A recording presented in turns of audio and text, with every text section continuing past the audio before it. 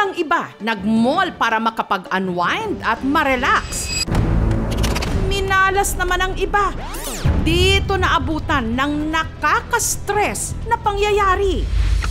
Sa viral CCTV footage na kuha bandang alas 4 ng hapon nitong March 5 sa isang mall sa Santa Rosa sa Laguna, kitang-kita kung paano ang escalator na ito na paakyat ng second floor na puno ng maraming tao. Meron pa ngang iba na hindi agad nakasakay. Pero maya-maya lang ang paakyat na escalator biglang umatras kay Aurora. May escalator sa isang mall na nadiskaril. Imbes na umakyat, bumaba. Ang resulta, aksidente. Ang tinatayang nasa 20 tao na sakay ng escalator noon, nawalan tuloy ng balanse. Nahulog at bumagsak. Kaya ang mga nasa ibaba nadaganan. Ayan po, nahulog. Palpak po yung escalator, duguan po yung bata, kawawa naman. Ang ilan nakatayo naman agad. Pero may iba nahirapang makabangon dahil sa kumpol ng mga tao. Yung lahat po nasakit ng escalator, nahulog.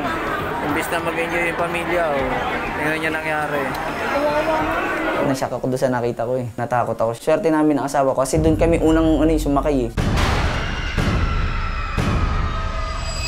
Kasama sa mga nasaktan ang buong pamilya ni Gretchen na mula Calamba, dumayo pa ng Santa Rosa para makapag-mall. Nung in-extra po, wala naman po. Parang nabugbog lang po. Parang hinila po, pababa. Ako po yung nakadagan. Nabagsak na po kami, tapos nahila na ako ng guard. Akala ko po, hindi na kami makaka-survive. Na-trauma po ako. Naiiyak po pag naaalala ko yung pangyayari na yun. Ang nakababatang kapatid ni Princess na si Sebastian nagtamo ng sugat sa kaliwang binti. Masakit, kuya, hindi. Hindi na, galing na yan. Tapos na yan. Ang bunso namang si Sabi nasugatan ang tiyan at nagkapasa sa binti. Nailaliman po siya. Tapos itong sugat niya po, natama po sa escalator. Iyak ako tuloy. Karga ko mami. Gamot ako doktor. Ang mga bata po, na-trauma pa po sila. Ayaw pa po nila pumunta muna ng malls. Pero ang pinakanapuruhan sa kanilang 5, si Gerald, na maliban sa tinamong sugat sa mga braso't binti, na magaparaw ang kanang kamay. Stainless po itong relo ko na to na bakal. Pagbangon ko na lang po, wala na siya. Kamay ko naman po, nag-ubi na. Hanggang namagana po siya. Palagay ko po ito yung bumuon dyan eh. Parang ito yung kumaska sa malalim na sugat ko. Maga pa rin po i-compare natin dito sa kabilang kamay ko. Kaya po kami napunta doon kasi yung 3 anak ko po na honors po kasi as a reward po, ang hinihiling nila pupunta ng palaruan po. May nakita kaming maliit na playground. Sabi ng asawa ko, ayun may hagdanan. Sabi ko, hindi, doon sa taas, mag-escalator na lang tayo. Dito na raw sila nakipagsiksikan sa escalator. Yung hagdanan ng escalator, biglang lumambot. Kada apak mo, nadulas siya. Akala ko na lindol. Niyakap ko po yung anak kong lalaki. Lord, sabi ko, kahit anong mangyari sa amin, wag lang yung mga anak ko, hindi ko po talaga kakayanin. Nadapa na, tinataas ko na lang yung damit ko tsaka yung damit ng bunso ko. Kasi nasa isip ko na maipit yung damit namin. Duguan po yung bata, kawawa naman. Salamat daw sa Diyos dahil wala sa mga sakay ng escalator ang naging kritikal ang lagay. Pagtayo ko pong yun, nahilo po ako noon, kaya hindi ako makagalaw noon. Parang kala ko magba-blackout na yung panay. Ako po nag-hysterical doon kasi nakita ko po kasing nadaganan yung mga anak ko. Napaka-trauma sa amin.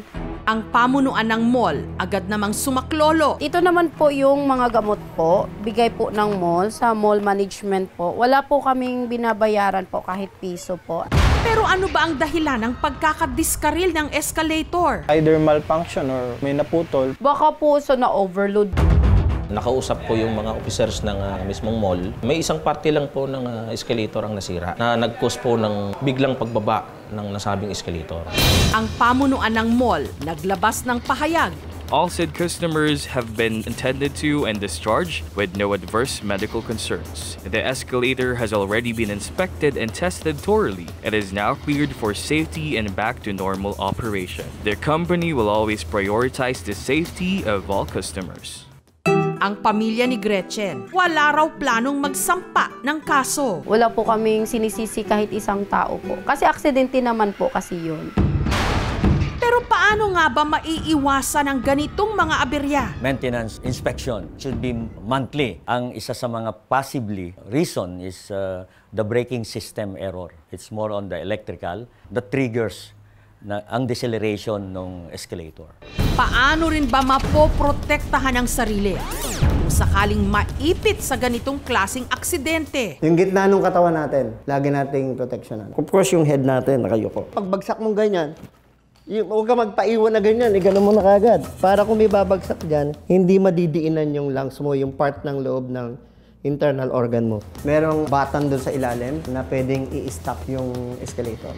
Pag nag-overload, it will stop. Magti-trigger yung braking system. Magdi-decelerate siya for a few millimeters, pero hindi ganun kahaba ang pagbaba niya. Pag hawak natin sa handrail, dahil sumasabayan doon sa movement ng ating tinatapakan, dapat nasa front natin yung ating kamay. Yung platform natin, kung mapapansin nyo, may marker na yellow. Ibig sabihin, doon ka lang tutungtong sa walang yellow. Ang yellow line ay limit. Mga lace na hindi nakatali, tapos yung mga pantalon na naka-loose na lumalapat sa lupa, yung mga dresses na lumalapat sa lupa, dapat iwasan natin, iangat natin ng konti, no? Sa lahat talaga ng pagkakataon, maging alerto dahil hindi mo alam kung kailan ang aksidente babagsak.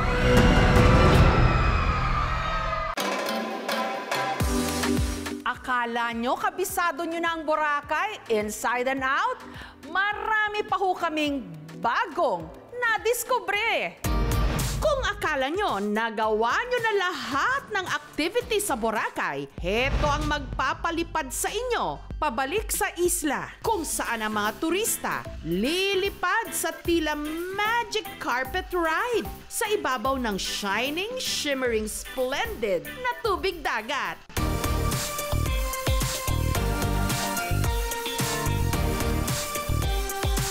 Ito ang latest tourist attraction sa Boracay, ang hydrofoiling o e-foiling. Paandar ng Czech national na si Nico. Thanks to Instagram, unfortunately, that I saw some video with a drone and someone was flying above the border. And I was like, oh my God, it's eco-friendly. There's no gas, there's no pollution. Sa hydrofoiling, para ka lang daw nagsusurfing. Pero ang kanilang sasakyang surfboard, electric-powered o battery-operated. Meron din itong wings at propeller sa ilalim na gaya sa eroplano na nakokontrol gamit ng isang remote. At pag pinaandar na ito, maaari mo na raw mapasyalan ang dalampasigan ng Boracay mula Station 1 hanggang Station 3 sa loob lang ng 10 minutes.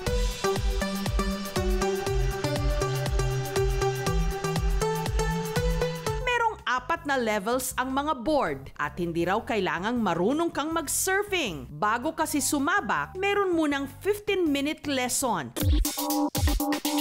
Kasama ang nag-iisang hydrofoiling instructor sa isla, si Limuel. Excited. Huwag sana mahulog.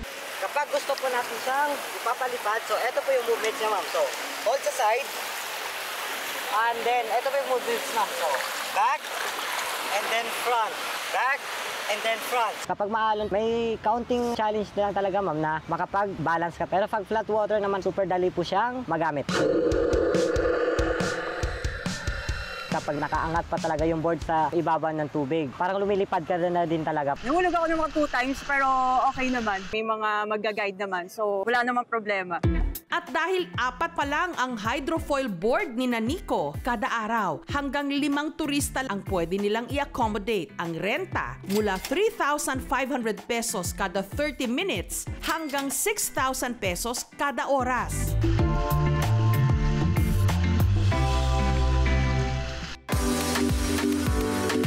Biro naman ang ilan, hindi kompleto ngayon ang Boracay experience kung hindi ka naka-aura sa mga transparent na bangkang ito. Pick or it didn't happen.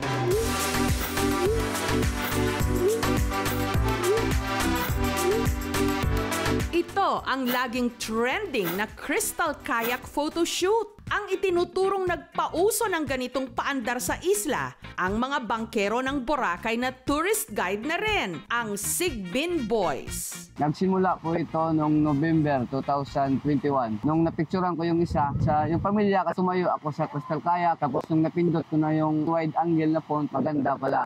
Ang mga kuha ni na Judel, IG o Instagram worthy, kahit pa hindi naman daw sila professional photographers. At lahat daw, napapasexy nila gamit ang uso ngayong 0.5 o 13mm camera setting sa inyong cellphone. At huwag ka dahil may nakaredy na silang peg ng mga post ng kanilang kliyente. May sakit ulo post at sakit tiyan post hanggang sa mga post na nakadapat nakahiga. Wala naman yan sa cellphone, nasa photographer yan. Pero walang wide angle, yung photographer na bala gumawa ng diskarte dyan. Ang first timer sa Boracay na si John, hindi pinalagpas ang crystal kayak photoshoot. Aura kung aura! Masaya. Actually, hindi ko na-expect na ganun kaganda yung mga photos na makukuha from them. Very good.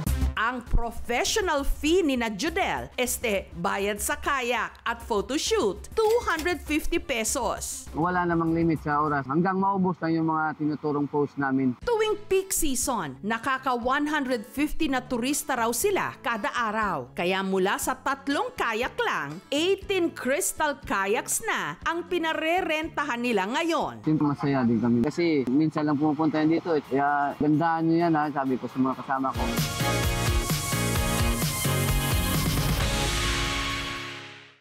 Ang world-class na ganda ng Boracay, hindi lang sa ibabaw ng tubig makikita, pati na under the sea.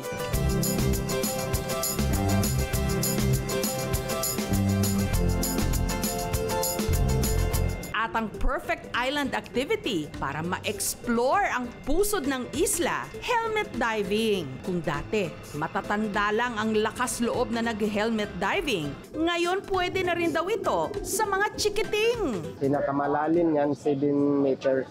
Hindi yan pwede sa mas malalim. Ang challenge lang daw kung bata ang sisisid, ang water pressure sa ilalim. Kailangan pigain yung ilong tapos isinga. Yung divers nakahawak talaga sa bata. Hanggang sa ilalim, hanggang sa siya makarecover na palabasin yung pressure sa tainga. Kung hindi kasi yun matanggal yung pressure, hindi siya makababa kasi masakit sa ulo yun.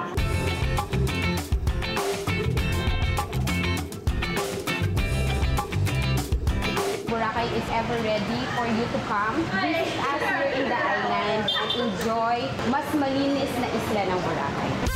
Nakapag-Boracay na ba ang lahat? Kung hindi pa, arat na! Dahil deserve natin yan!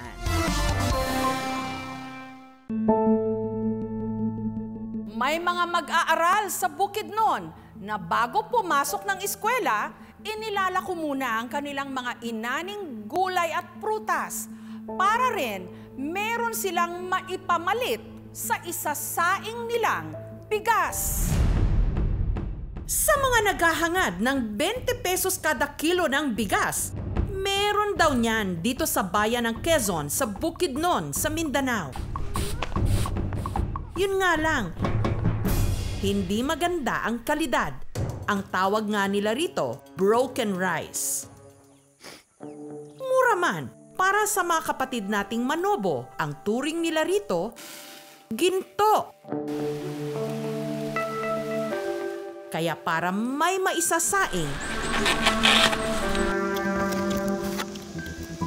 ang aning gulay at prutas ng mga batang ito, iniaakyat ng bundok sa pag-asang maipalit ito ng bigas. Ika nang panuri at utanso. Harap ko naman. Ako yan naman dito. Kopa na may pilipo. Sa kubong ito sa Sitio Santo Domingo, nakatira ang pamilya ng 9 na taong gulang na si Elsie. Sa pagtatanim sa bundok sila binubuhay ng kanilang nanay Elsa at tatay Matas. Kaya magpaka panlibod kaya sumaisar may magkagkayong tangtang. Ang madalas pinagsasaluhan ng kanilang pamilya, isang pinggang kamote.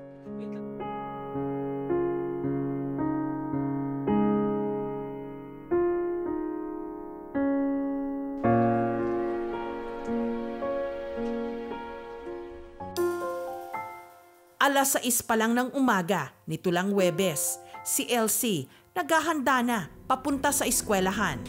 Sa halip na bag, ang bitbit ni Elsie, basket na kung kanilang tawagin, liyang.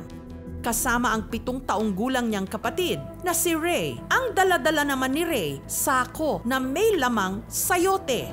Sa eskwelahan din ang kanilang diretso, pero hindi para mag-aral, kundi para makibarter o makipagpalitan ng bigas sa mga guro.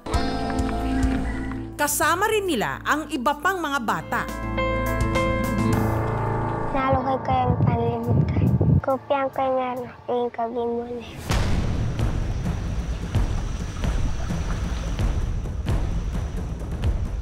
Mabato ang daan pababa. Ang teknik daw nila para hindi mahirapan, magpaa. Kanag kahpohan ipanas ko, panag buligtain ko.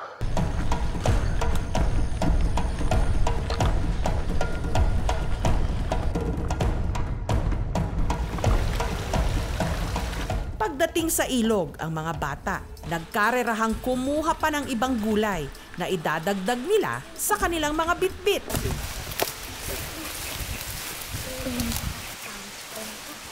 Walang laman.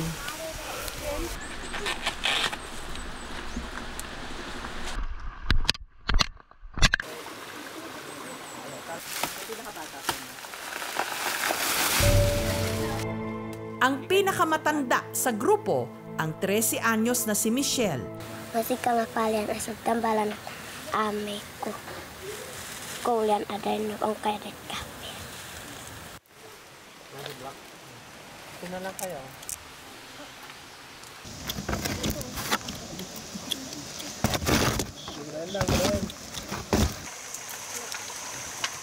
Pagkatapos, naghugas na sila ng paa.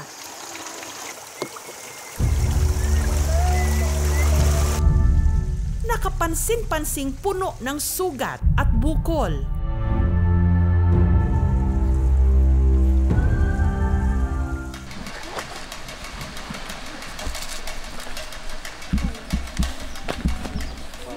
Dahil sa idinagdag nilang ani, ang nakasukbit na basket mas bumigat. Pero tila hindi nila iniinda ang bigat na kanilang dinadala.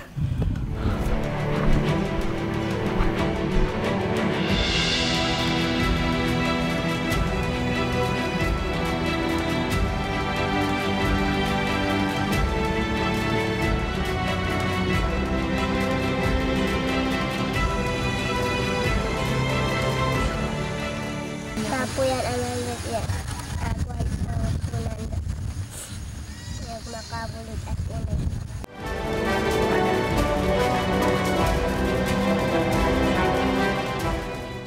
Makalipas ang 2 oras, narating na nila ang high school for the Lumads. Ang una nilang binisita, ang gurong si Gypsy. No, pilain yung iano sa ako ibaligya. No, suging ra akong kuhaon, uya. No, kimi. 5 man to, no? Ang ipinang-barter ni Gypsy sa 9 na piling ng saging ng mga bata, sabon at toothpaste.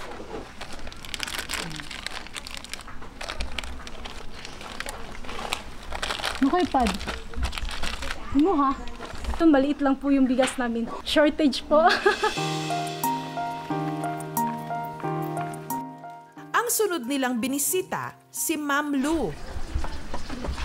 Basta mo ani na sila, matapos bilangin ang dalang gulay ng mga bata. Si Ma'am Lou nagsimula ng magtakal ng bigas. Masarap ang pakiramdam kasi the more na mag-share ka ng blessing, the more na hindi ka mahihirapan, hindi ka masusure. Bago umuwi ang grupo, pinakain muna ng mga teacher. Okay. Ito yung kinakain lang yung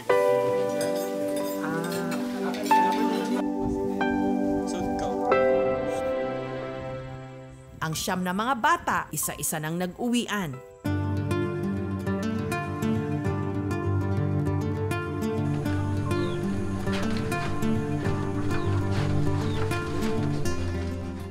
Pagdating ng bahay, sina Elsie at Ray, masayang ipinakita sa kanilang ina ang naipamalit nilang bigas.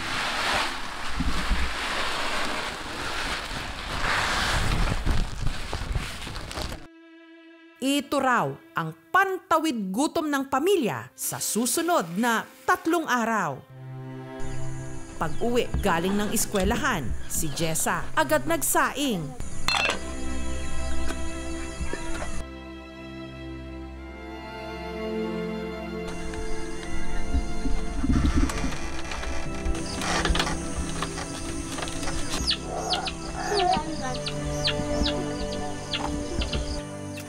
Ang kanilang ulam, asin.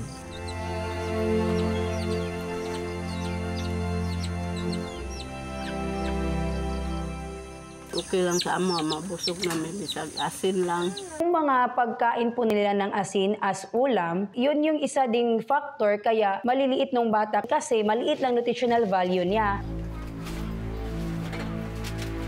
Si Jessa, sa kanila, siya lang ang bukod tanging nag-aaral. Grade 3 na siya ngayon.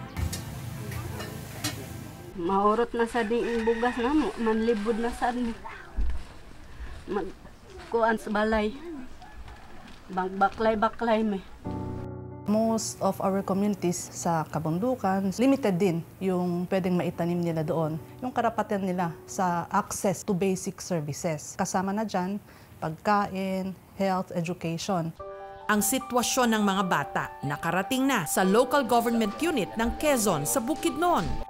Para hindi problemahin pa ang kanilang kakainin sa mga darating na araw, nagbigay sila ng grocery items at tig-iisang kabang bigas. Hinikayat din ang mga bata na magbalik eskwela. Ang Purok Malipantaw, ang eskwelahan doon ay libre. Ang Sitio Santo Domingo, mayroon na may mga programa doon na ongoing. Nagbigay ang aming programa ng financial assistance.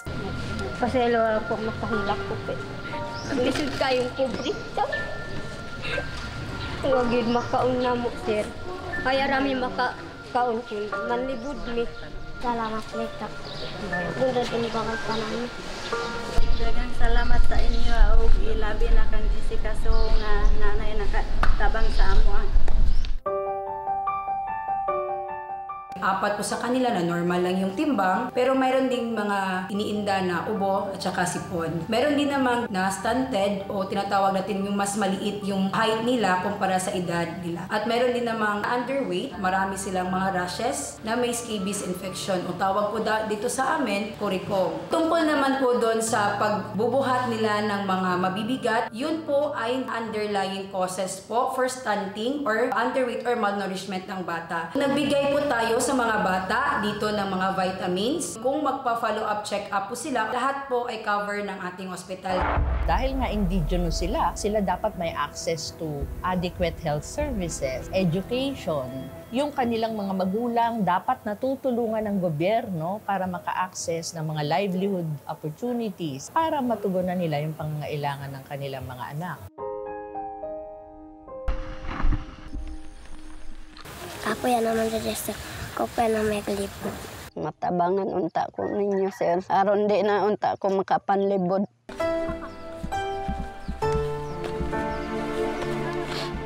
Bata pa lang sila, pero napakabigat na ng nakaatang sa kanilang mga balikat. Sana sa susunod nilang pag-akyat ng bundok patungong eskwelahan, ito'y para mag-aral. bumuo ng pangarap, hindi para makipagkalakalan.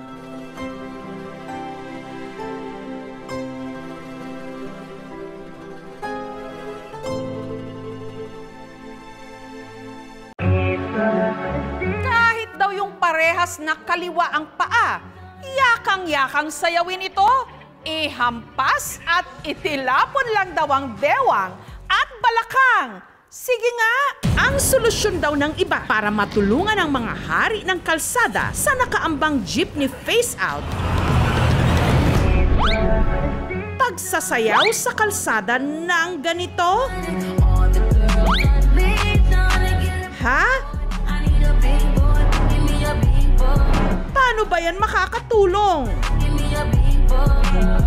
Simulan muna natin ang istorya nito lang Lunes, kung kailan ang mga driver ng jeep nag-nationwide pigil pasada. Face out! Bilang pagprotesta sa nakaambang pag-face out ng mga jeep sa ating mga kalsada. Inuobliga kasi ng gobyerno na ang mahigit 100,000 jeep sa bansa na pinapatakbo ng diesel at meron ng 15 taon ang tanda, palitan na ng modern jeepneys. Ang hindi susunod, last trip na raw ng biyahe sa Disyembre. Then you may be adjusted kung sa pananaw namin ay hindi pa ko nila kaya makonsolidate yung mga sasakyan nila up to the end of the deadline. Pero ang mga driver, umalma, aabutin daw kasi ng mahigit 2 million pesos ang gastos para makabili sila ng bagong unit ng jeep. Jeep face out! Ibasura! Si Ems, problemado ngayon kung paano makakalikom ng pera para may maipambayad ng bagong jeep ang kanyang tatay na driver. Kung ma-face out yung mga jeep, tsaka di mabigyan ng pagkakataon na mabigyan ng bagong jeep yung tatay ko, mahirap. Siya lang yung nagtatrabaho. Talagang, syempre, hindi mo alam saan siya kukuha ng pangkain, pambayad ng kuryente, mga bill sa bahay. Ang kanyang tatay Hener, sa pamamasada ng jeep sila binuhay sa loob ng 22 taon. Matagal po namin pinag-ipunan mag-asawa yung jeep na to. Tapos, biglang isusulong ng gobyerno na ipepesa ang aming masasakyan. Proud po ako sabihin to na jeepney driver yung tatay ko. Kaya ang anak ng hari ng kalsada na si Ems, sa kalsada rin nakita ang isa sa mga makakatulong na solusyon sa kanilang problema. Ang kalsada kasi, ginawa niyang dance floor para kumaldag,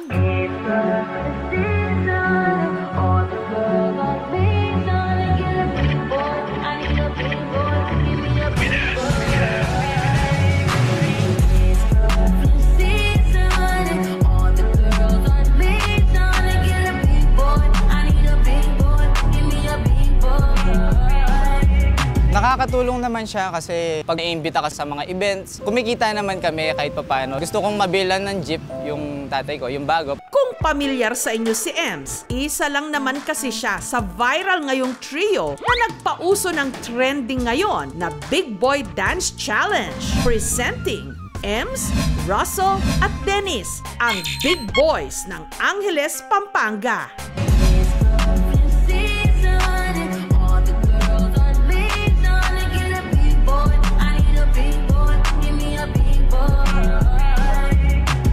And we're gonna teach you the proper way. Hey guys, this is what we call the face. The face. This is what we call the spinal flex. Step 1. Step 2, the stomach kick. Step 3, bring it in. Bring it on!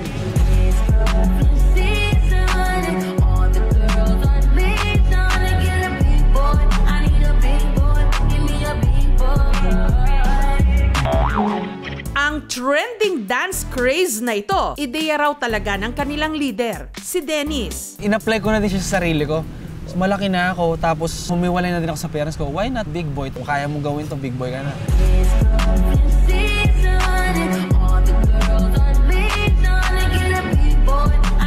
Kung anong energy ni Dennis sa dance floor, ang siya naman daw tamlay niya pag-uwi ng bahay. Sa mga good comments na natatanggap ko, naglo-look forward pa rin ako na matanggap ako ng family ko. Gagawin ko to kasi di po nila ako masuportahan doon. Kasi nga, nakakahiya daw ginagawa ko. Wala ka naman na narating.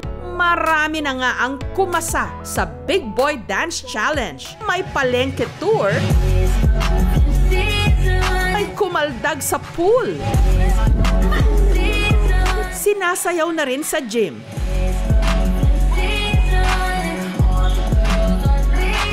Pati mga kapuso celebrities nakikikaldag na rin.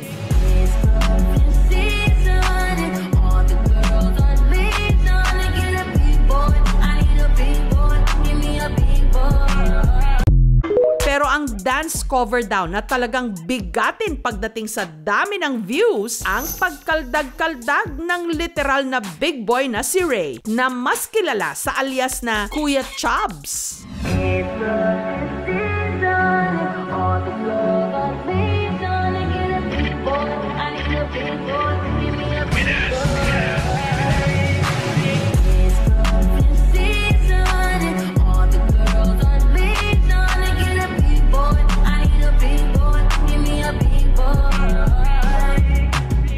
Gusto ko po pakita sa kanila na kahit big boy po ako na as in literal, kaya ko po makapagsabayin sa iba na kayang pumaldag, kayang sumayaw ng bigay todo po. Ang pagsayaw ni Ray, hindi lang para i-flex ang kanyang dancing skills, exercise na rin. Labasan na po lahat ng pawis ko noon, sa mukha, sa mga braso, talagang nababasa po yung damit ko sa pagsasayaw po. Pero si Ray, hindi nakaligtas sa mga body shamer. Para daw po akong balyenang sumayaw. Ganun, malaki po, ganun. Yun nga, pinapatigil nila ako kumaldag, sumayaw po kasi baka daw mamaya bigla lumindol. Ngunit si Ray, dead ma. As long na napapasayaw ko po yung mga followers ko, mga kadudis ko dyan, tuloy-tuloy lang po ako sa pagsayaw.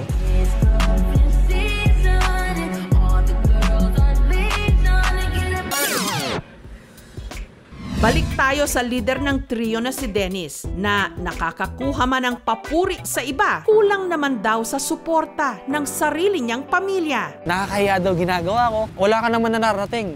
Nitong Huwebes, habang mag-isang nag-e-ensayo si Dennis, may sorpresang bumisita sa kanya.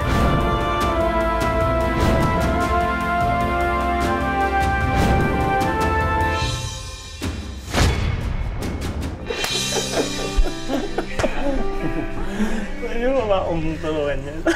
Turuan kita. Hindi ka nagulat, no? Ang kanyang Kuya Denan, na minsan na raw niyang nakasamaan ng loob. Basta ka na. Basta. Okay lang. Miss ka na namin. Proud sa'yo sila mama at saka sila daddy. Tsaka yung mga kapatid natin. Umuwi ka na. Kung may nasabi man ako sa'yo, sorry. Pasensya ka na. Okay lang yun, wala naman. Wala naman siguro magulang na mag-ano sa atin na ikasasama. Na over-concern lang sila siguro sa'yo. Pero support sila kung ano man yung mga decisions mo in life. Hindi, si kuya ko talaga, solid to eh. Isa sa mga naging inspirasyon ko sa pagsasayaw. Ang kanilang tampuhan, tuluyan na lang hinilom ng kaldagan. All together!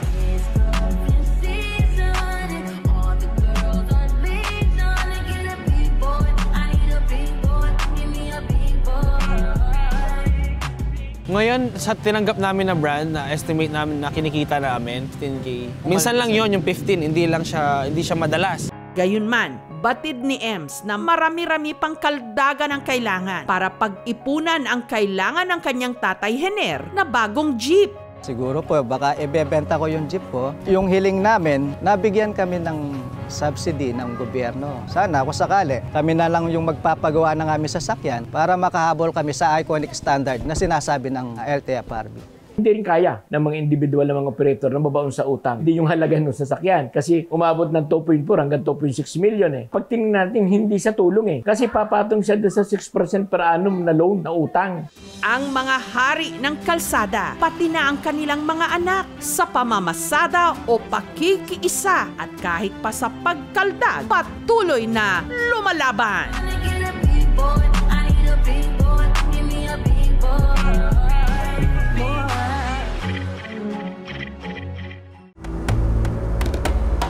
May mga buhay na namang nalagas sa ngalan ng tinatawag nilang kapatiran.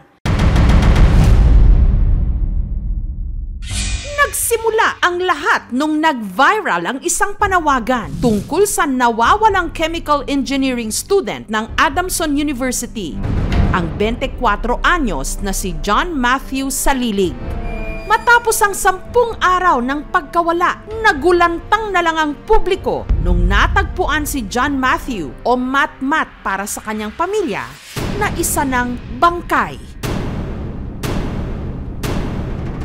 Ang kanyang labi nakita sa bakanting loting ito sa Imus sa Cavite na aagnas na. Kulay talong ang balat at puno ng pasa ang kanyang mga hita. Kinumpirma ng kanyang pamilya mismo na sumailalim si Mat-Mat sa welcoming rites ng kanyang fraternity, ang Tau Gamma Phi. Welcoming rites na nauwi sa hazing. Imagine for a 24-year-old student, bibigyan mo ng 70 or more paddles for that. Oh my, sobrang-sobra. Pinag-iinitan, dumadaing na siya na nasusuka daw siya.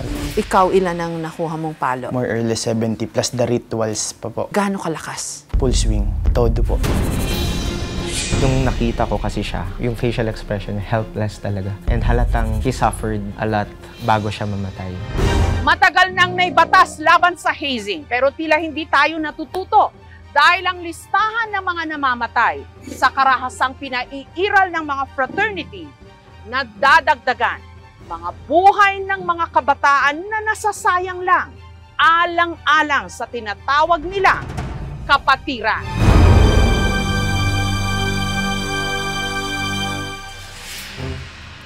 Tatlo round ang nakasabay ni Mat-Mat sa hazing. Yung tatlo, buhay. Welcoming rites ang tawag sa aktibidad na sinalihan ni Mat-Mat. Dahil dati na siyang miyembro ng Tau Gamma Phi sa Zamboanga City. Kaya dapat daw hindi na ganun katindi ang mga tinamo niyang pasakit. Isa sa mga nakasabay ni Mat sa welcoming rites na yon, ang neophyte at political science student na si Roy. Siya man nagtamo raw ng napakaraming pasa sa kanyang mga hita katulad ni Mat.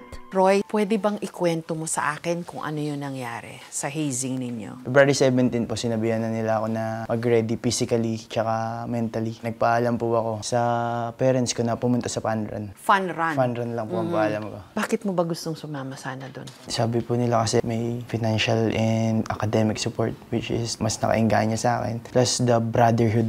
Nung araw ng welcoming at initiation rites, isinakay daw sina Roy sa isang SUV papuntang Binyan sa Laguna kung saan naganap ang hazing. Sa second floor ng bahay na ito na under construction pa rin, ang may-ari, ama, di umano ng isa sa mga suspect. Nakita mo ba si Mat? Doon na po sa frat house na pinag-initiation ko. Anong naalala mo sa kanya? Nung nagsalita po siya, parang unsoft-spoken po niya.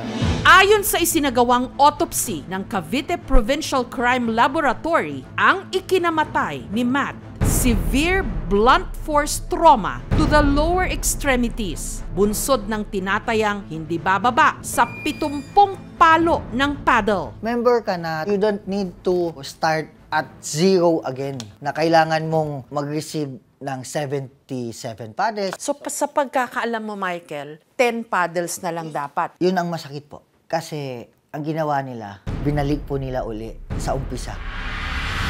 Actually, bawal akong tumingin. Nakatalikod lang po ako. Pero naririnig ko po na dumadaing na po siya na sumasakit siya niya, nadudumi siya. Pero tinuloy pa rin. Huwag niyo gayahin to ha. Maarte yan. Totoo ba na may nagsabi pa raw na huwag niyong gagayahin ito? That's true. Paanong pagkakasabi? Huwag niyong gagayahin yan, maarte yan. Tignan mo, pag ganyan pinipilahan ng mga brat. Ano ba yun? Lahat gusto siyang paluin. Dahil? Maarte siya. In what sense? Dumadaing na siya na nasusuka daw siya. Ikaw, ilan ang nakuha mong palo? More or less 70 plus the rituals pa po. Gaano kalakas? Full swing. Todo po. Pagpapaloin po, minsan napapatumba na ako. Tapos may times po na parang nag-white na po yung paningin ko. Ano yung mga dapat tamaan lang? Bawal pong bumaba dito. Bawal rin po umangat sa likod. So, ito lang po dapat. So, dito sa thighs talaga. Nitong Biyernes, 6 na araw lang matapos mailibing si Mat sa Zamboanga, ang kanyang pamilya lumuwas ng Maynila para masundan ang kaso. to continue the fight and seek justice for our brother. Ma-assure ko na lahat ng member who participated during the initiation rites makompleto at makulong na. Gabi po. Nakausap ko ang kanyang ama at kapatid. Muli, nakikiramay po ako at yung staff po ng aming programa sa nangyari kay Matt. Kamusta na po kayo, Tay? Sa ngayon po, medyo on the process of recovering. Siyempre, hindi lang medyo masakit na kagaya ko bilang ama, nawalan ng anak, sa ganun lamang na paraan. Mabuti sana kung namatay na may sakit, pero namatay na wala namang kalaban-laban. Ang pinakamasakit doon is, siyempre, na-recover yung anak ko na talagang totally naked. Para sa akin, it's inhuman. It's an evil and cruel act. Paano niyo ho kinakaya? Hindi ko na maibalik yung buhay ng anak ko. Pero kumukuha lang ako ng lakas doon sa taas. Para na rin sa pamilya ko, sa wife ko. Na-stroke din yun eh. Tapos namatay pa yung tatay. And then, ito nga, si Matt din. Unimaginable ho siguro yung pain para sa isang magulang kasi di ba sinasabi nga ho nila, hindi namin yan pinadapuan sa lamok o langaw tapos papatayin nila ng ganun-ganun lang. Sabi ko, hindi nga nakatikim ng kahit anong palo itong bunso ko. Inalagaan, binigyan ng magandang edukasyon, tapos all of a sudden, yung pangarap, yung hope niya, yung aspiration and dreams in life, it all shattered. Kakatapos lang gumawa ng activities kasi hindi pa tayo graduate, no? Bunso sa 7 magkakapatid, si Matt. Academically, he excels talaga. Especially on mathematics, science. He's the youngest. So minsan, mangungulit po yan. Saan kayo? Ano gawa nyo? Pagkakain ng midnight or pagkagising, magpipicture siya. Will post, will send to us. Tatawag siya sandali sa akin to video call. Sabi ko, oh, bakit? Sabi niya, wala lang. Tapos yun, papatayin niya na. So he was that kind of a brother, yung medyo maloko pala. Maloko, makulit. Joker, kumbaga. He's yung parang baby or darling of the family. Life is so unfair. Sa magkapatid, pinakamabigat na siguro ang dalahin ng kapatid ni Matt na si Michael. Miyembro rin kasi siya ng Tau Gamma Phi sa Zamboanga City at alam niya ang tungkol sa sinalihan ni Matt na welcoming rites bago pa man ito nangyari. Totoo ba, Michael, na nagpaalam sa'yo si Matt para sumali sa hazing ng Tau Gamma? Nag-inform po siya sa akin na, Kuya, I'll be attending the activity tomorrow. At least alam mo yung whereabouts ko just in case. Sabi ko, okay, sige. Basta Sunday. May appointment tayo. Do you feel na parang nasa iyo yung burden kasi ikaw yung huling na sabihan niya na merong welcoming activity? Sana may nagawa pa ako. Knowing the word welcoming rites, usually nga sabi nga no contact policy eh. Ang pagkasabi nga sa akin, wala lang, formality lang. Kumain kami instant noodles. Okay pa naman po siya. Nag-decide kami na magpahinga sa bahay ng isang brat. Hindi ko po makakalimutan na sabi niya sa akin, Tol, pwede bang pasandal ako sa'yo? Kasi nasa coach kami nun eh. Sabi ko, sige lang, sandal ka lang, Tol. Sumandal pa siya sa ganito ko. Tapos nung nandun na kami, pinauna niya kami bumabandalawa nung isa namin kasama. Nung pagbaba ko po, nagsisissure na si Matt.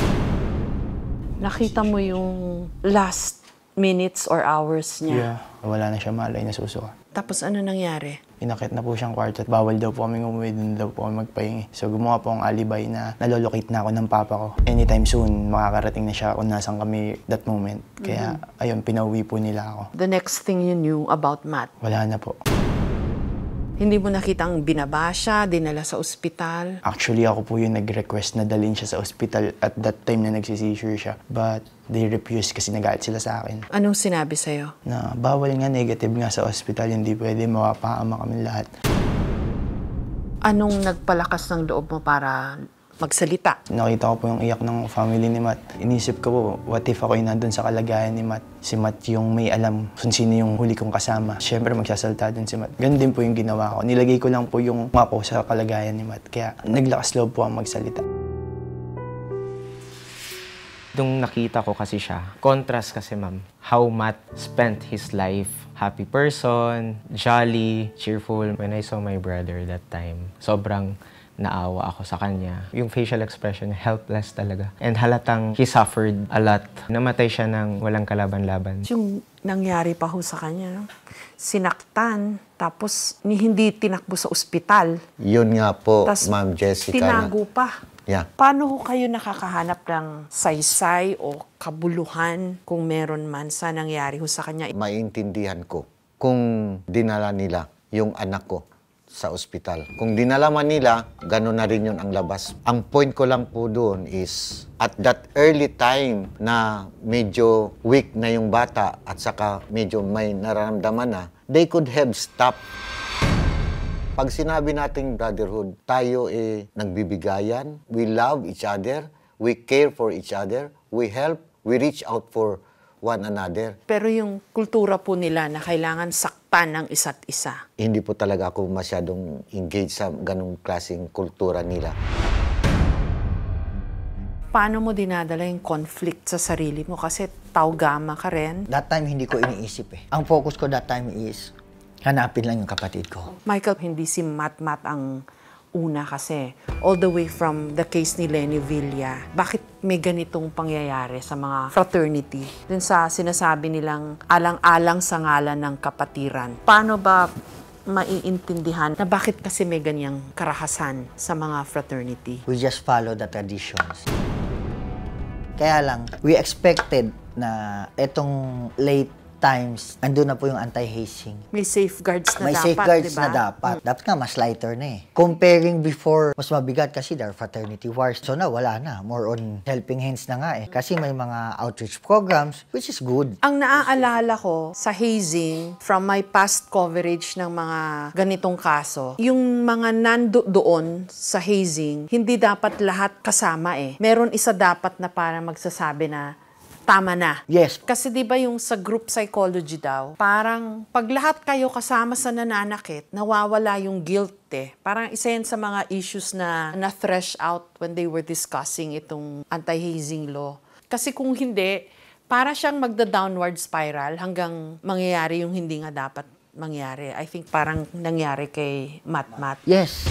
In every tinatawag nilang initiation rites, mayroong master initiator. So siya po magsasabi na tama na, go, siya po ang in control. During sa case ni Matt, siya talaga ang pinaka may malaking responsibility doon sa pagkawala ng kapatid namin. Nasaan ang mga pumatay kay Matt?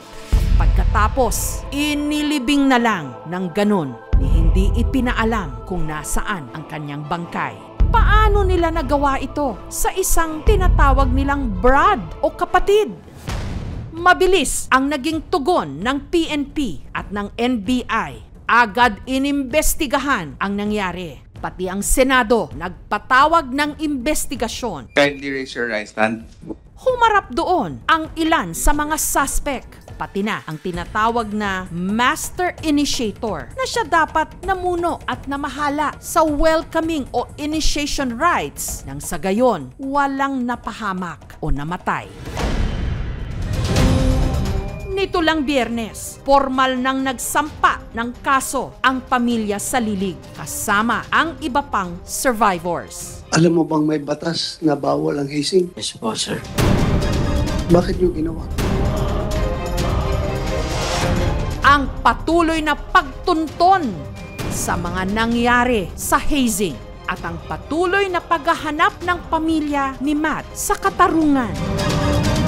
Sa aming pagbabalik. Persons of interest ang unang itinawag ng PNP sa mga sumali sa hazing. Ang ilan sa kanila, voluntaryong sumuko, kabilang na ang itinuturong Master Initiator, ang 23 anyos na si Daniel Perry. Humarap din ang pinuno ng Tau Gamma Phi Adamson Chapter na si Tung Cheng Teng Jr. Ikaw ba yung nagligaw-ligaw muna bago ano? Yes po, sir. Hindi ko po talaga matandaan kaya nakipagtulungan po ako sa pulis po para yung sa location po. Currently, we have total 22 individuals involved in this incident. 4 of these ay yung mga biktima. At we have 18 suspects at nasampahan na rin ng kaso sa DOJ. Kakasuhan sila ng paglabag sa RA 11053 o ang Anti-Hazing Law. Sa kasalukuyang parusa sa hazing na nagresulta sa pagkamatay, reclusion perpetua, meaning non-bailable offense. 20 years and 1 day up to 40 years. There are no words strong enough to express our disgust and condemnation at the senseless acts that led to the untimely death of Trisco Yon John Matthew Matsalilig. We pray for peace and comfort for the family at such a devastating loss. Ang Adamson University, bagamat nauna na nitong sinabi na hindi nito kinikilala ang Tau Gamma Phi bilang lehitimong organisasyon sa kanilang universidad. You are Director of Student Affairs. Yes, Your Honor. Alam mo na mayroong mga fraternity sa loob ng eskwelahan ninyo. There are no honor, but I do not know them personally. Alam pala ninyo na mayroon yan, bakit hindi ninyo ni-regulate? The university has conducted its own investigation and has cooperated with the authorities on the matter. Rest assured, we will not allow anything to come amiss. Samantala, ang 2 pang survivors na tumangging magpa-interview kasama sina Roy at pamilya ni Matt nitong Biyernes, formal na ring nagsampa ng kaso sa Department of Justice. To the Adamson University naman, responsibility nyo yan. Nasa poder nyo po yan. Instead of clearing yourself, help us. So sa inyo, kasta malaman nyo lang kung anong nangyari. Gusto naming mabigyan ng proper justice we deserve for the family and especially for him. No matter how painful. No matter how painful the details. Agree po ako sa ma-abolish yung brat-related violence. Kasi po, parang if the tradition becomes crime, parang wala na pong sense. Tsaka parang pinapatuloy yung yun nga, na pag mahal mo isang tao, kailangan saktan mo. Kailangan matigil yun. Hopefully po, matigil. Para wala na pong buhay tsaka pangarap yung masasayang. I just want to call out the public na please stop the discrimination among all Adamsonians. Kasi hindi po lahat kami parehas ng mga suspects sa pagkamatay ni Matt. Na kami po, we are also grieving and shouting to get the justice for Matt's death. Sana po matigilan yung pambubuli, pang-discriminate sa lahat ng Adamsonians. Bakit ganon? May batas na nga. Meron pa ring mga naglalakas loob na lumabag nito. Nananakit. Pumapatay. Para lang sa tinatawag nilang kapatiran.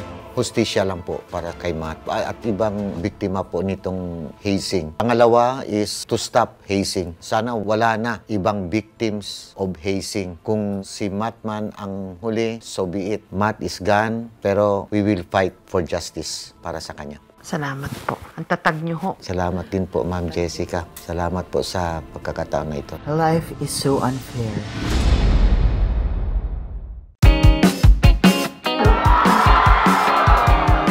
Power ang event na ito sa isang mall. Bukod sa makikita mo ang ilan sa mga sikat ngayong vlogger na mga business-minded na, pwede ka rin daw umasenso sa kanilang negosyo tips. Ang sinusubaybayan ngayon online na Team Payaman na pinamumunuan ni Kong TV. Goal ko po talaga makapagpa-picture po sa kanilang lahat. Ang Team Payaman member na si Carding, pinilahan ang kanyang coffee. Black tayo dyan! Hindi rin magkamayaw ang mga subscriber ni Dudut. Team Payaman number 1! Ay, ako nga pala si Dudut lang.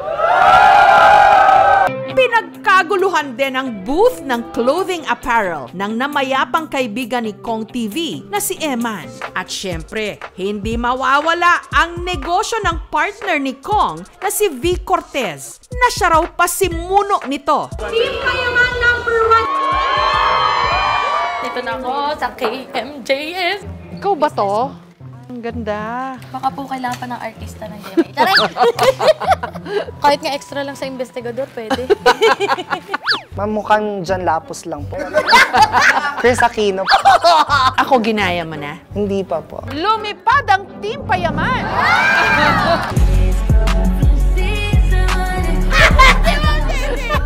Meron akong kwento!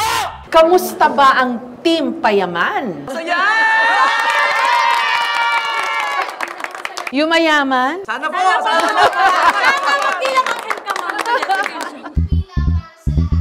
Biro nyo, may event na kayo ngayon? Di sa hinagap ba, naisip nyo mararating nyo tong ganitong estado? Hindi kami makapaniwala na ngayon may mga ganitong event na kaming nagagawa. So, maraming salamat sa Diyos. Si B po talaga inspirasyon namin sa pagnenegosyo. Siya po talaga una naging negosyante sa amin. Sino nakaisip nung payaman? Si Kong po talaga ang nakaisip ng Team Payaman. Okay. Hindi kayo nauubusan ng content? Hindi po. Dumating na po kami dati sa punto na pati electric pa, pinagtatawan na. Kailangan mas mataas yung kita ng video. Deliberate ba na, uy, ikaw yan, specialty mo yan? Meron po. Meron po. Branding. Ako po kasi mommy vlogs po ako. Dadaldal habang dumidede? Bakit nagdaldal habang dumidede? Ano ba yun? Sino nakakaisip ng mga challenge? Siya naman, ano ba? Skills po. Impersonation. Yeah. Na-vertigo ako. Yes, na-vertigo ako. Ikaw din? Mamukhang John Lapus lang po. Chris Aquino po ako. Oh, Sample daw. Ganun po. Fetchmin mo lang dyan. We're gonna fetch Bam. Okay? Kasi nagmamadali tayo. Ako ginaya mo na? Hindi pa po. Wala pa akong balak na. Lumipad ang aming team! Lumipad ang aming team! Lumipad ang Team Payaman! Anong branding mo? Lifestyle. Dance po sa TikTok, tsaka mga hugot. Patingin. O pating kaldaga. It's our season.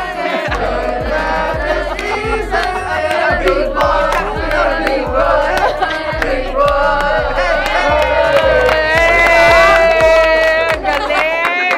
Kaldag kong kaldag. Parang naiinis.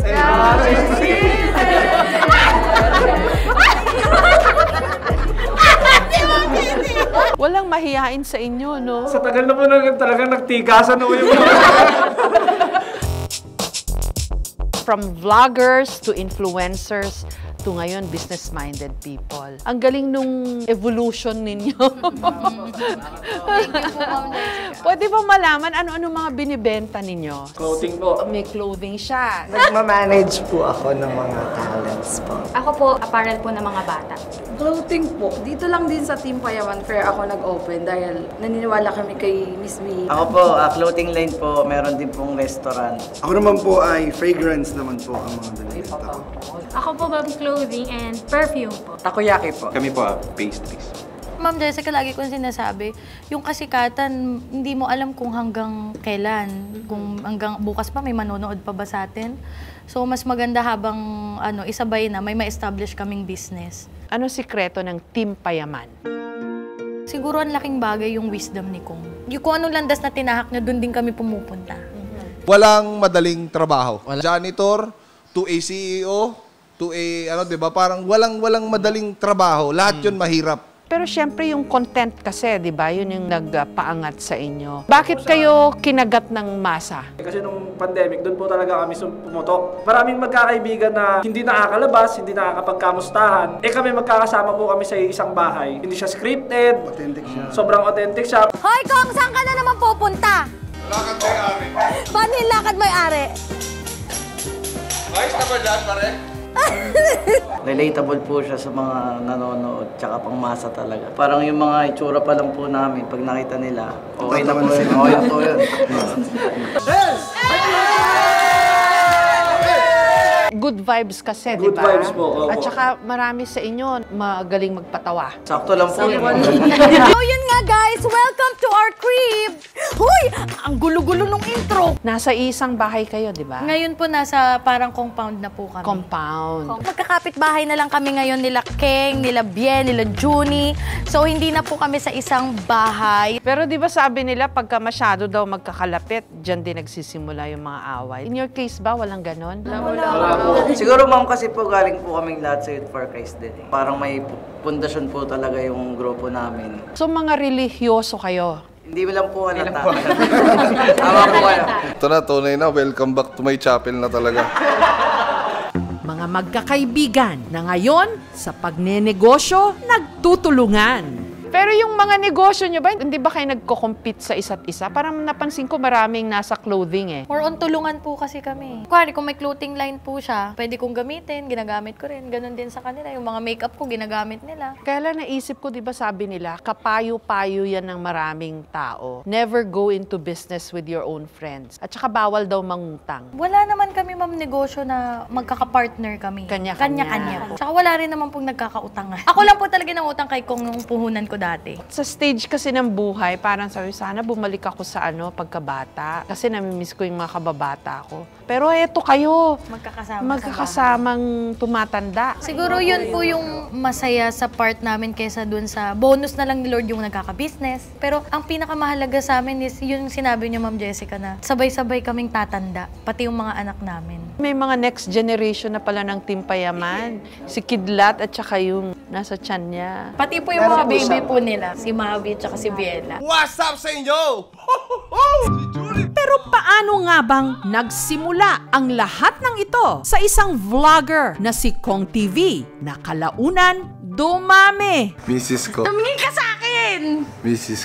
Fan ako ni Kong. Dumating yung time kasi na wala na ako mapanood na message ko siya. So nag-reply siya. Bakit sa palagay mo kayo swak? Mga wisdom niya. Gusto niyang sumama sa akin. Hinahawakan ako kahit di ko siya inukuha. Hanggang ngayon, nadadala niya sa relasyon namin na pag meron akong mga hindi naiintindihan, siya yung nagpapaintindi. So bukod sa wisdom ni Kong, ano pa yung nagpabihag sa puso mo? Siguro yung kagwapuhan niya po talaga.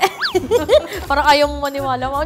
Gwapo naman siya, charming siya, may X-factor, Saka diba? yung humor po siguro. Pag nag-aaway po kami, talagang, kari nagagalit na ako, matatawa pa ako. Love! Will you marry me?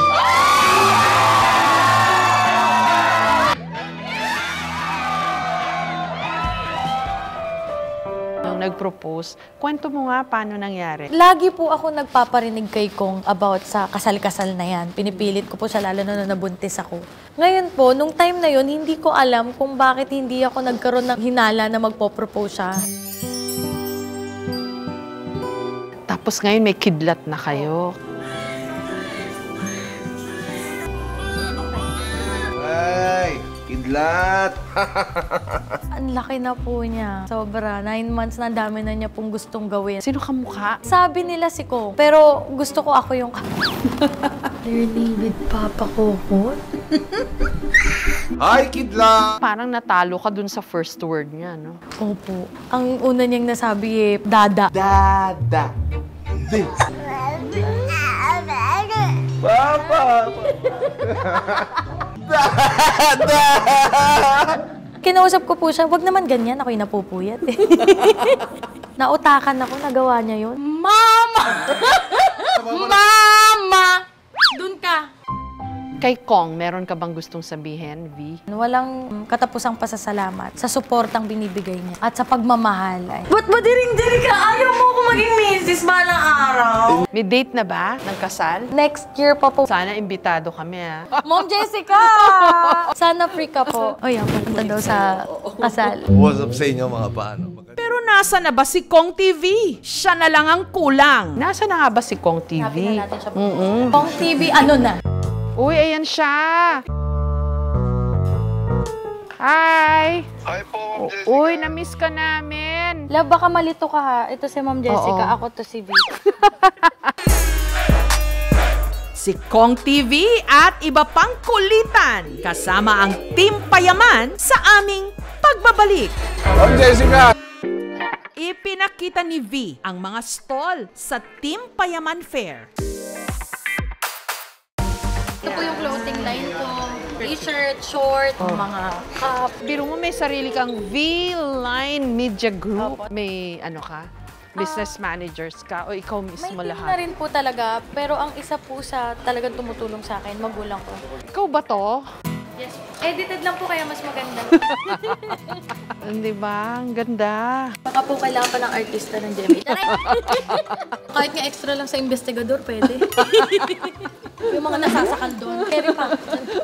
Tapos ito po, Ma'am Jessica, isa ko pa pong business to. TP Kids. Ano yun? Ang TP Kids naman po, mga educational toys and books. Nung nagkaanak po ako, Ma'am Jessica, sabi ko, ano kaya yung pwede namin gawin? Business-minded ka pala talaga. Ang cute-cute naman ni Kidlat. kamukha mo siya. Pero hindi natin alam paglaki. Diba? Nagbabago naman yung mga mukha ng bata. Pero nasa na nga ba si Kong? Hanapin natin. Kasama ko kayo Ay, ano ba? Lagi ko pa talaga kayo pinapanood. Thank you, thank you. Kong TV, where are you? Kong TV, ano na? Try nating tawagan sa phone. Lab, may mag-hi sa'yo. Uy, ayan siya. Galing, nasa ano po siya ngayon, yung nasa shoot. Hi! Hi po, Ma'am Jessica. Uy, na-miss ka namin. Inaantay pa naman kita dito. Sana sabay kayo na interview ni V. Sorry po. Bawi po ako next time, ma'am. Lab, baka malito ka ha. Ito si Ma'am Jessica, Oo. ako to si V. Baka nalilito ka eh. Baka naguguluhan ka din ng asawa mo eh. Kausap natin si Kong TV. Nahanap din natin siya. Siyempre nahahanap ng team nyo lahat ng ano eh. Kahit mga tik-tik nahahanap ng team nyo eh. Si Kong pa. Ayun, love, congratulations sa ating dalawa and sa buong Team Payaman. Maraming salamat din sa kanilang lahat, sa inyong lahat. Kasi wala ako dito kung wala din sila. Dahil kumbaga sila rin yung dahilan kung nasaan ako ngayon kasi sila yung tumulong sa akin. Ma'am Jessica, sana makapag one-on-one interview tayo next time, ma'am. Ingat po kayo palagi and God bless you. Salamat po sa support sa Team Payaman. So sa inyo mga bros, dito ako ngayon sa Payamansyon, syempre. Pumasok po ako sa kanila na hindi pa Team Payaman. Talagang natutulungan kanila. Kasi malungkot ako, ma'am, pumasok ako ng Team Payaman. Uy, huwag ka naman maiyak. Si ate, oo.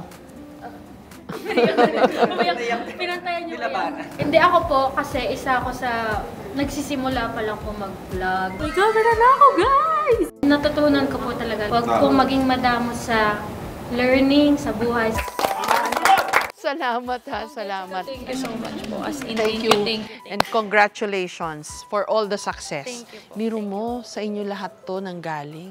Sa inyo ni Kong TV. Ang galing. Parang kayo yung model of happiness eh. Kasi sinasabi nila yan, di ba, na to be happy, you have to have good relationships. In your case, parang goal-checked, achieved. Thank you po, Ma'am Jessica. Dahil linggo ngayon, pihado ang mga tugtugan sa radyo. Ganito. Lunes nang tayo'y magkakilala, Martes nang tayo'y muling nagkita, Miyerkules nagtapat ka ng iyong pag-ibig, Huwebes ay inibig din kita.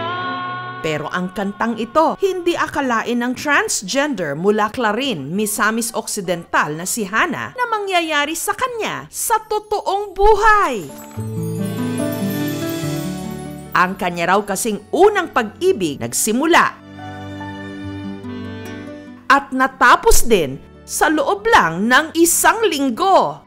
Okay, bilis ng iyong pagdating, pagkalis mo'y sadyang kay bilis din, ang pagsinta mo na sadyang kay sarap, sa isang iglap lang, nawala ring lahat.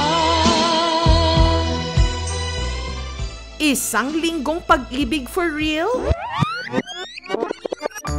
NBSB o No Boyfriend Since Birth daw si Hana.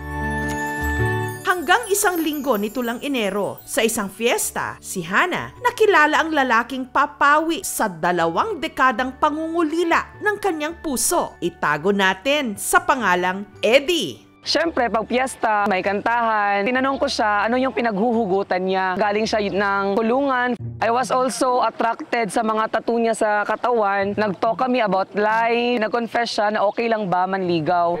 Totoo ba? Ba't ako? Martes, si Hana, ipinakilala na ni Eddie sa kanyang mga kamag-anak. Sabi niya na jowa niya raw ako kahit di pa kami nun. Miyerkules, hindi lang daw nagtapat si Eddie ng kanyang pag-ibig. Formal din daw na hiningi ang kamay ni Hana sa kanyang ama. Kinakabahan ako kung ano magiging response ng parents ko. Pinakilala ko siya na friend ko. Natatakot ako baka mangyayari yun sa iba ba? Yung sinasaktan. Pero sabi ni Makmak nga okay daw, okay rin sa akin. Kaya naman si Hana, yes! Sinagot na si Eddie. Huwebes ay inibig Super sweet. Kahit nga nasa public area kami, sinushow niya yung affection niya. Laging nagsasabi ng I love you. Mga puso natin ay sadyang nag-aawitan. Pero hindi pa man dumadating ang Biyernes para mapuno ang kanilang pagmamahalan, si Hana may nadiskubre. Binigay niya yung real account niya. Natulala ako kasi may babae sa picture, sa profile niya. So tinanong ko siya kung sino yon.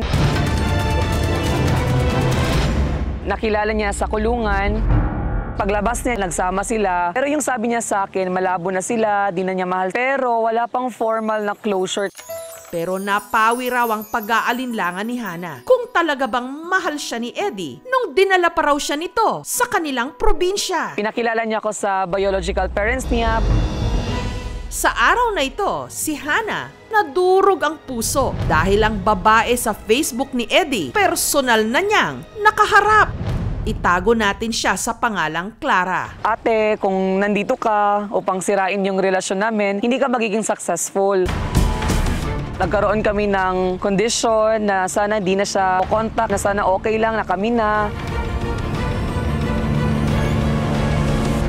Tapos sabi naman niya, okay. Pinili man ni Eddie si Hana. Si Hana, meron naman daw bagong natuklasan.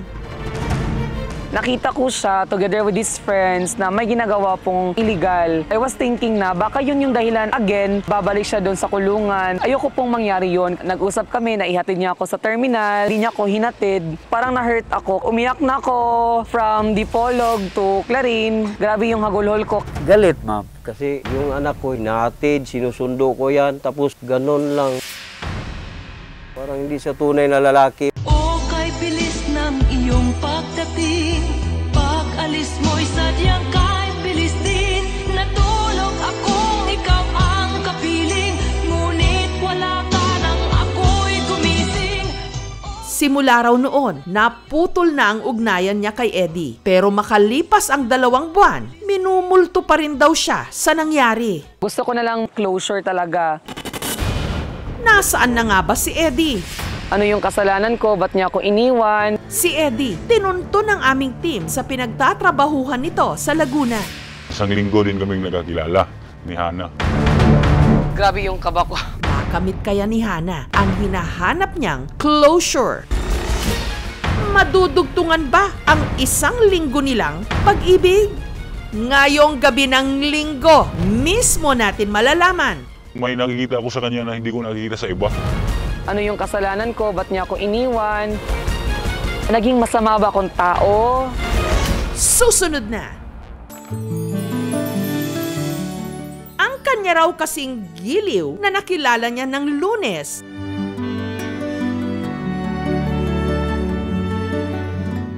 Iniwan siya sa ere pagsapit ng linggo.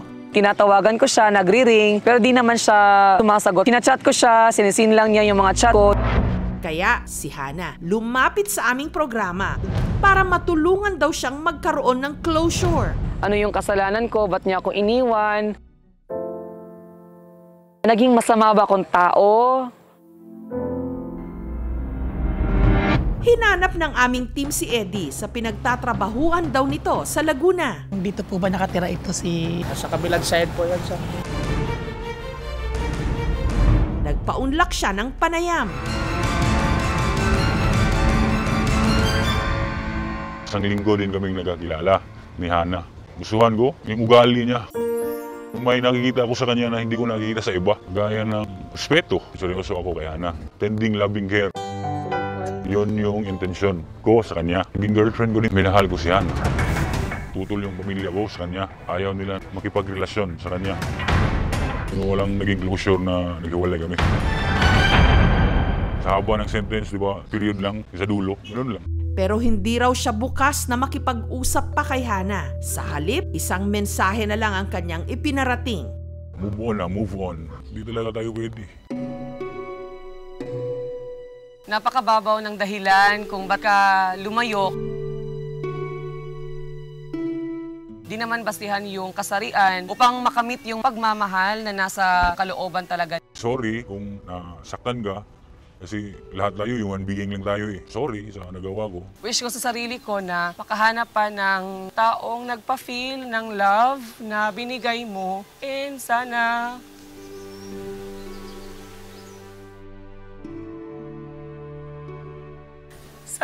happy ka ngayon kung saan ka man ngayon. Isa sa mga wish list or prayers ko, dapat nandun pa rin yung sincerity, dumating na yung next na tao. Sa isang bansa kung saan kinikilala natin ang karapatan ng bawat tao, bawat Pilipino, maging sino ka man, may karayaang magmahal at may karapatang mahalin. Hindi dahil trans sila, hindi dahil straight sila, kundi dahil tao sila. Possible na mag-form ng isang linggong pag-ibig. Tawag dito ay yung whirlwind romance. At kung gaano kabilis, pwede rin ganun kagrabe mag-end. Sa isang relationship na nag-end, it's very important na magka-closure. Pero kung wala, you know, it's best to accept, to feel your sad feelings, and then continue to move on. Ang pagsinta mo na sadyang kay sarap sa isang iglap lang, nawala ring lahat.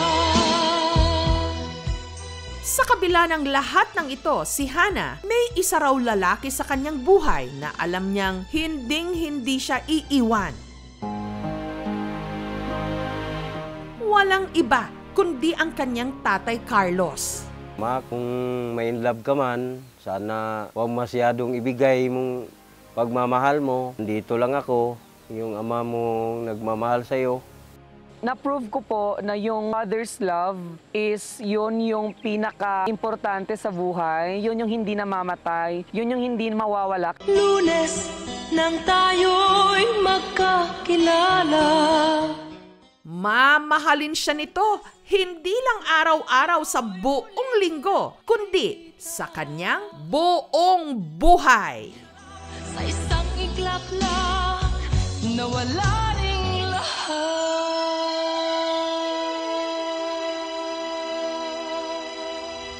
Thank you so much mga kapuso. Kung nagustuhan niyo po ang videong ito, subscribe na sa GMA Public Affairs YouTube channel. Don't forget to hit the bell button for our latest updates.